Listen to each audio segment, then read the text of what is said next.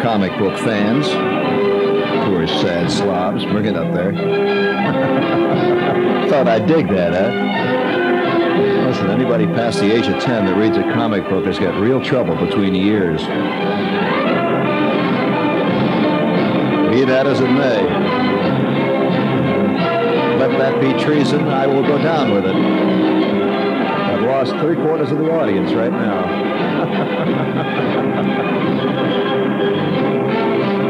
Yeah. Well, as a matter of fact, you've probably been reading the Big Furor. Now, you don't mind if we do a serious show tonight. You've been probably reading the Big Furor that's been kicking around. Maybe you haven't. It's fascinating. I taught here a year and a half, 2 years ago. I taught at one of the local universities for a year, and I learned something very strongly there. No student today who can actually just walk around and breathe gets less than an A in anything he takes. Anything. And if he does, a committee will call on the teacher the next day. A very dynamic committee, too, I might add, who immediately then will call on the dean, and within 2 weeks you're out walking around yourself. But did you know that? Well, you know, one of the big furors that's been kicking around here recently is a couple of studies that have been recently released about the fact that most universities, it's impossible to fail them. It's true. You just got to go. That's all. That's all. Just go. And one of the dumbest remarks that was ever made was made by a professor. This quoted here in, I believe it's Time Magazine, or is it Newsweek? I don't know. I guess it's Time. Yeah. They quote a professor naturally at one of the California universities, where all nuttiness seems to stem from today, including our most recent let's say not mourned administration that's departed back to California. But don't forget, that whole crowd came from California, friends. Don't let that escape you. Where nuttiness is rampant. And I might add, California is the great state for rationalization. That's why I don't know whether it was a cause and effect there, but it's quite true that people in California, people working out there, is a curious atmosphere of almost total permissiveness. And for that reason, of course, presidents and presidential advisors coming from a state and living in a state and growing up in a state where there's practically total permissiveness see nothing wrong in continuing that life when they get in office. And I don't think anybody's pointed this out yet, that most of these guys did come from California, you know, where that's a way of life, really. There's no rules out there. And there's no rules. You can't get them invent the rules to live by. You know, that it just doesn't work. But this professor from one of the universities says, and we quote here, defending the fact that his university no longer gives any failing grades at all. You can just enroll in a course and you automatically get the passing grade. Did you know that in many schools today? They call it the fail-safe principle. You can either elect to go for a grade in the course or you just automatically pass. You can't fail it. So he, when asked about how they rationalize this, he says, well, we live in a non-judgmental society. How do you like that for double talk? Non-judgmental. Well, non-judgmental can be translated, we live in a society without standards. Standards are judgments, let's face it. And when you live in a society that has no standards, you then are living in a non-judgmental society. And that's a fascinating concept. They went on to say, though, that today's A is almost meaningless because everybody gets A's. Practically everybody's on the honors list. And if you meet a guy that's not on the honors list, you're meeting a guy who was caught robbing the school safe. Now, he may be on the B+ list, but he's not. So it's even if he did, I mean, so he was caught robbing the safe. If he was a member of a certain, group, he can get that picketed too. So don't worry about that. But the problem is really a national problem, and I don't think most people are aware of this. They keep thinking, that they say, well, gee, they go to some lawyers, say, for example, who's recently graduated from a law school, and they think they're going to a guy with an education. Well, he's got a degree. doesn't mean he has an education. Not in our time. No way. So we're going to have, I say, within the next 10 years, there's going to be a very interesting problem. You're going to see a large group, because, this applies, by the way, to not only just basic, you might say, humanities schools. It also applies to technical schools. That's where the danger comes in. And wait till you go in to see some brain surgeon who got a... That's all I got to say, friends. and you think this is beyond the realm of possibility? Are you kidding? Forget it, buddy. You can't be easy on a history graduate and then be mean and tough on a guy who's going to design the bridge. I mean, let's face it. Let's face it. They're going to the same school. And so it's quite common today that there have been cases of guys with engineering degrees who literally had trouble operating a log decitrig slide rule. They had to hire an assistant who could come in and work the slide. I'm not giving you an exaggeration. I know of the case. So it's a fascinating scene we're coming into. And most people sitting out there probably are not aware of the danger of a thing like this. There's a very strong danger of producing a great mob of certified yahoos. Now, walking around Yahoo is okay. I'm not going to argue that everybody who's going to argue with and there's no onus on a person not having an education, particularly. That's the way he is. He doesn't want it, and he doesn't. And there's no onus on not having a particularly high IQ. That's the way it is. Some people, it's life. But when you start handing out degrees to people who are not qualified ultimately, that can be ultimately, and using the word twice in one sentence, lethal, particularly when these people then move into positions of power, which they ultimately will. As a matter of fact, I know right here in town, I know of an interesting case of a guy with a master's degree in literature who was hired by a major publisher, a recent graduate. And they couldn't believe what happened shortly thereafter. First of all, they found he had trouble reading. Now, I'm telling you the truth.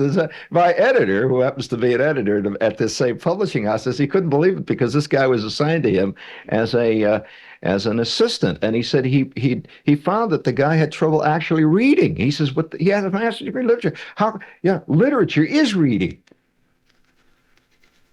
Well, he couldn't put two and two together because this guy was kind of innocent. I'm talking about the editor. He was kind of innocent. He didn't realize that in many, many colleges today, reading consists of going out and buying comic books. Did you know that a friend of mine who publishes comic books and has been in the comic book industry now for, something like 25, 30 years, he's a famous comic book publisher, said that recently, they conducted a private survey to find out who actually was reading their books. Magazines do this. They call this demographic studies. See, that's just to find out how you're doing. And actually, they were astounded to find out that the average age of their reader in the past 25 years has leaped from roughly 10.6 years, and the comic books were read by 10-year-old, 12-year-old kids, to well over 25. Something like 25.8. and furthermore, where you hear what they also found out, that one of their greatest readerships is in universities. That's fantastic. And he said that he says that on the one hand, of course, since his business is improving as a result of it, on the other hand, he says, "Oh my God." He's hip enough and intelligent enough to realize that this is the first. I wonder whether a statistic like that will be used when our own Edward Gibbon, late in the 21st century, writes The Decline and Fall of America, when he will use a statistic like that to prove that late in the 20th century, literacy began to drop off so greatly that there was a tremendous decline in literacy and in the ability to write and the ability to do anything, that we were slowly slipping back into the pre-literate ages of the early rustics. And a statistic like that will be highly significant. I think it's much more. I think there's a cause and effect relationship here. I say that one of the reasons that many university students cannot read is not to be laid really essentially to the educational system, although that's at fault too, but to a way of life that puts reading into one of those chore situations. Reading is a job. It is not a thing you do for pleasure with most people. It's a thing they have to do this thing. But what they do for pleasure is sit and gawk at Canon with their mouth hanging, drooping, or if they're going to be intellectual, they'll gawk at Channel 13. Some English soap opera is on. That makes it more official. Then they're being really literate. And then when when they want to really be serious, they will read the New York Times book review section. Reading the books, of course, is a lot of hard work. You got to keep moving your lips and all those things that you have to do, and also the decline. And see, literacy is not to be isolated also from something else. A lot of people say, well, so what if a guy can't read? Well, it means a great deal, really, because reading is a key to whether or not a person is truly involved or interested in ideas. When you began to believe that you can get most of your major ideas in your life from watching a Paul Newman film, you are really in problems and troubles up to your neck. Seriously, and I'm really worried about my country because I travel a great deal in the world, and I love this country. And it bothers me to see, for example, in countries like, I was just over in Ireland, for example. I just came back after traveling all over Ireland, that the average person in Ireland reads far more, let's say, significant literature than I would say the average college professor in America does. And I hate to say this, but it just happens to be true. What do you call significant literature? Well, a lot of people think that by reading a book on Watergate, that's significant literature. Or they read a book on the race problem. That's significant literature. No way. That is repertorial literature, and it can be important and significant, but it's not necessarily literature. So the problem is getting, I think, acute. I was in, for example, a small town in Ireland, a town named Clinton. You may be interested in this. It's a tiny town. It's way up in Connemara, just a little town. It would be the equivalent in this country of, say, a town like, I'd have to parallel it to say possibly something like, would be hard to think of a parallel in this area, but I would say something like Morristown, Indiana, which is a farm community. Remember, this is a farm community where people come in and do their trading, and there's a few restaurants and a church and that. I was astounded to find a magnificent bookstore right there. And what do you think they had there on sale? Well, all right, you're curious? You think it was all James Joyce? Let me tell you. I walked in there, and for the first time in a long time, I was able to buy, I bought books there because I found for example, all of Scott Fitzgerald was not only in print, but was selling like hotcakes there. Now, when I say all of Fitzgerald, not just biographies about Fitzgerald or memories of a guy who once knew Fitzgerald. I'm talking about The Beautiful and the Damned. I'm talking about All the Sad Young Men, Flappers and Philosophers. These things have been unavailable in our country for years. Walk into a little town in Ireland, there they are. And why are they there? Because people are buying them and reading them. Simple as that. Okay, gang? All right. Try to buy that at your local drugstore. In fact, I'm going to tell you something really sad. Do you know that my books, I'm telling you this as a writer, are available more in Europe, Canada, and Latin America than they are here in America? Now, why is this? Not because of the quality or not quality of my writing, because most books aren't available in America, or whoever they are, and it's a sad, sad thing. You go to a college bookstore, and do they have many novels available? Even in college bookstores, no. There's a lot of workbooks. There's the official novels. Two official novels of Ernest Hemingway. You can buy those there. Usually the Farewell to Arms. But try to buy his Nick stories, for example. Try to buy his Michigan tales. No way. So you run into this all over our country, and it really bothers me to have to explain to people in other countries. I was asked a question. I'm going to get very personal here. I was asked a question by a reviewer on Radio Éireann, which is the Irish radio station. He says, well, he was curious as to what American reviewers and critics think of my writing. That's why I was being interviewed. And I says, well, that's hard to say. I would have to say that most Americans don't even know about it. I said, but this is true. And he couldn't believe it. He says, well, that's incredible. He says, he was talking about the short stories. I says, well, guys that I work with don't read them. And he said, you mean? I said, yes, I do mean. He said, well, you mean they don't? What do they read? I said, well, TV Guide. And it's a sad commentary on our times. And I don't know, not just my, forget it. I'm not talking about my work. What bothers me though is the fact that the general literacy standards in our country have fallen so low these days that many publishers are frankly admitting today that they no longer even bother to try to publish fiction or any major works of literature. That what they're looking for is a new diet book. That's right. If you can come up with a book called How I Dieted with My Cat, you'd have a killer. If you can come up with let's say the gay cookbook, you'd make millions.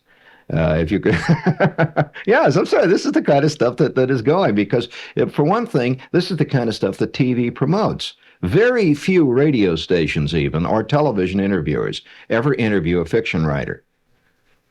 Almost all writers that are interviewed are called writers, and it's always somebody who wrote a book on taxes, somebody who did a thing on discrimination against bow-legged people in America. They wrote that book, huh?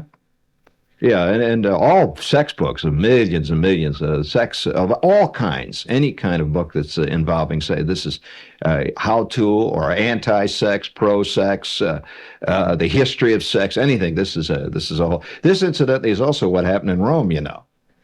To bring up the Roman parallel, and this is a thing that's most people want to discount because it's unpleasantly so true. That Rome began to decline when it began to have an incredible, almost over-drenching preoccupation with sensuality, sex, eating of all kinds.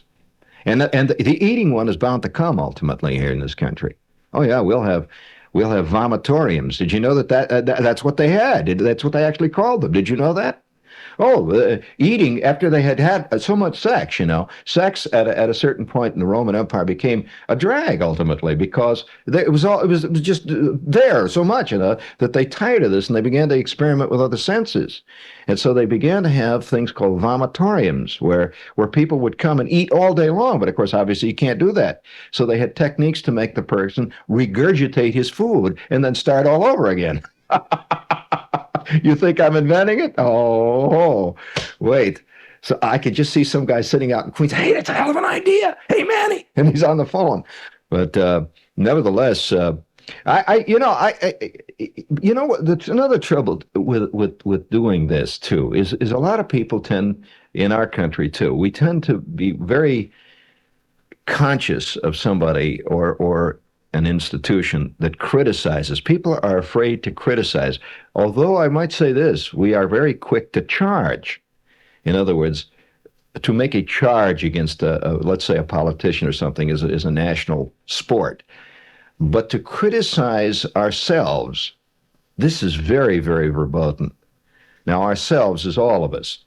I have a feeling, too, having taught at one of the universities here for a whole year, graduate school, and spent a lot of time with students, I couldn't believe the fact, and it was a sad fact, that many of my students were already teachers. It was a graduate courses, they were teachers in both New York and New Jersey school systems, to find that many of them were absolutely, and these were teachers, and this happens to have been in the humanities division, so I wasn't teaching aerial navigation, to find that many of them were totally unfamiliar with even major characters in American fiction. For example, I got up in front of the class and asked how many, one of the first things in the week, I asked, there's 95 in the class, how many of you have ever read Nathaniel West? 2 hands went up. And then, wait a minute, I found out, I says, now I asked one of them, I said, which book, what did you read of West? So I was curious to see what they'd read of West. And the first guy I could see was faking it. He said, well, gee, I can't remember exactly. All right, forget it. I could tell because you'd know. You see, and the second one, of course, did know. And what I'm getting at was that here was a group of graduate students. They were already teachers in that. So I wasn't asking a group of freshmen. And they were in the field, many of them teaching English and so on. It was fantastic. I couldn't believe it. Now, it sounds like I'm exaggerating, doesn't it? I wish I were. I seriously do wish I were.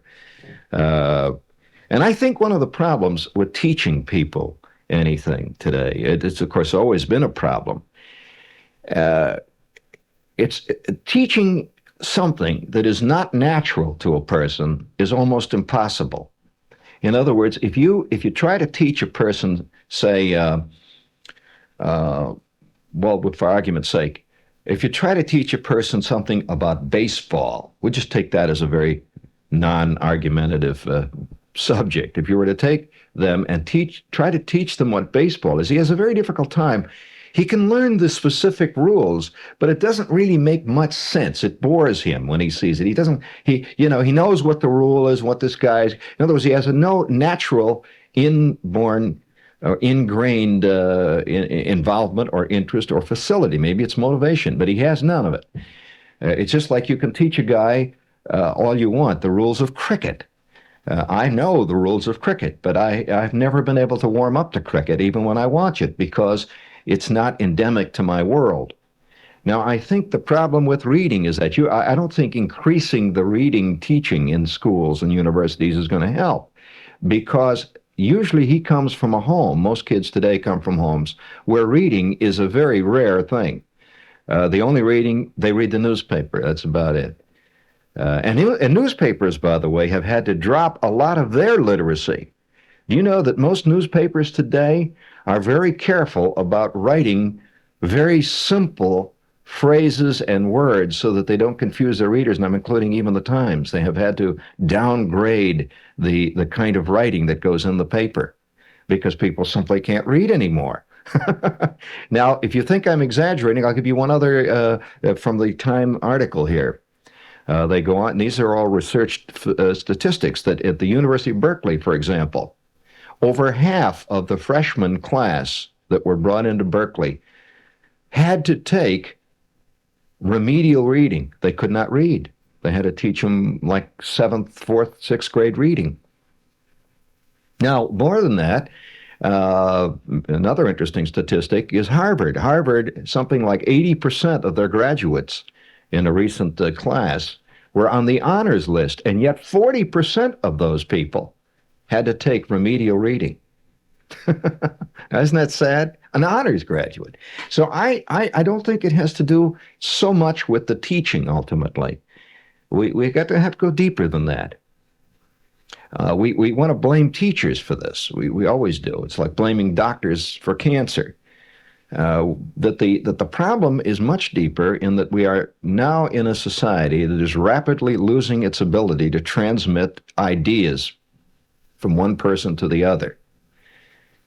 Now that's serious. That's what literature is about. You don't transmit ideas of any complexity in a half-hour TV show starring Carl Malden. You will not transmit ideas even in a 90-minute special called The Future of Western Democracy. You transmit maybe a few facts, and you get a professor that talks once in the middle of the film, but it's not the same as you searching it out and reading about it. So anyway, the problem is very, very difficult, and I can only say that I don't see much change What brought it about? Many things, not just television. Many things brought about this decline in, you might say, literacy in our country. We're also seeing it in other countries, too, mostly, curiously enough, in the Western world. Now, there have been several great major works written, primarily two, one early in the century, one before the turn of the century, about the decline of Western civilization. The Decline of the West, for example, is a great epical landmark work. Of course, a lot of people discredit it, but maybe those people that are discrediting it have a stake in decline. Possibly they are the ones who have declined. I doubt very much a person who is going downhill is going to subscribe to a book that says you're going downhill. So it's a problem that I don't see any answer to. I know that everybody listens to radio and TV for quick answers. That's unfortunately one of the other, I suppose, attendant curses. Every radio talk show host has an answer. I'll tell you what we ought to do, the teacher, he goes on. And the audience, yeah. So the decline is a widespread and complicated decline. Now, a lot of people are going to write to me and say, well, what is it? It's not a decline. After all, they'll go on and on about how many books are sold. They'll give me statistics that more magazines are sold and all that. But if you ever actually looked at the content of those magazines, you'll realize and compare them with previous successful magazines. For example, it's hard for us today to believe that a popular magazine, just popular magazine that everybody read, a family magazine, featured the works every week of Hemingway, Thomas Wolfe, Fitzgerald. I'm talking about the real Thomas Wolfe, Fitzgerald. These people wrote for these. This was the Saturday Evening Post, in case you're curious. Why today, our idea of a major thing is a three-part illustrated piece by Sally Quinn on social life at Washington. It's a major piece. It's called the People Magazine Syndrome. Okay, how much time do we have? Quick, 1 minute. How can you sum up the decline of Western man in 1 minute? Well, you can actually by listening to your average 1 minute spot. Probably says more about it than anything else. However, I don't know what quite to say. One interesting comment by an English professor. Remember, we're not haggling over grammar. Most people think writing is grammar. He says the problem is most students arriving in school, and they've come out of schools where they got great grades in high school English, like, say, A's and B's, and I quote, they can't carry through any ideas in writing. They have no idea what a paragraph is. They can't string details together in a logical sequence. Let's face it, they're just vapid. That's true. And I tell you, and this is a very personal comment, I've been astounded at the kind of letters. I get all kinds of letters from people all over the lot, just from being on the air often. And would you believe it or not, I got a letter recently from, and I hate to say this, from Princeton.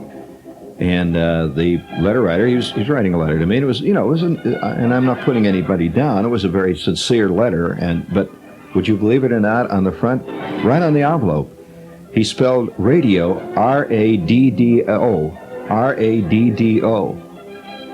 I guess hearing radio sounds like R-A-Ray-D-D. Don't you get a D? Radio.